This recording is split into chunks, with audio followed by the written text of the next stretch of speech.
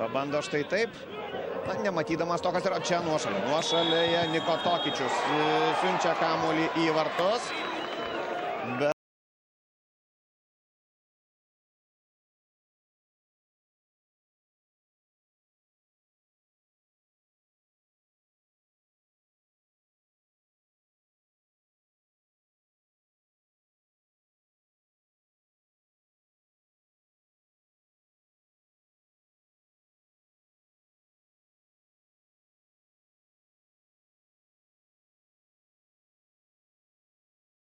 Bet jeigu ne šioje dvikovoje, kai kovoji ne tik dėl trofėjaus, kurio nesiškovojęs niekada.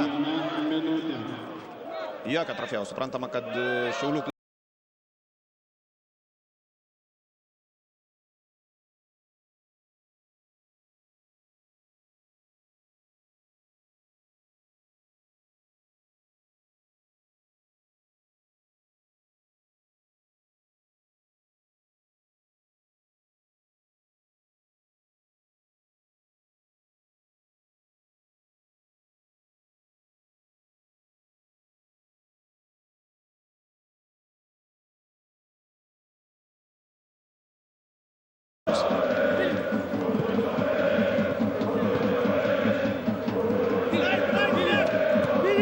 Žderičius pro Vilką.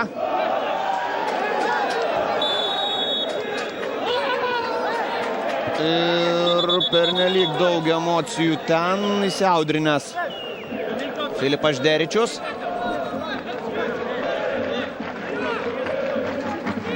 Kas ten įvyko? Pakibirkščiavo Vilkas, pakibirkščiavo Žderičius.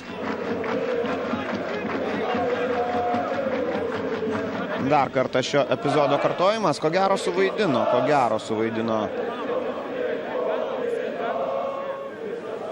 Filipas Žderičius. O štai čia tas epizodas, kai,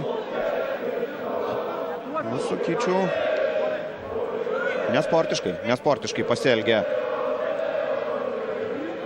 Vilkas. Galbūt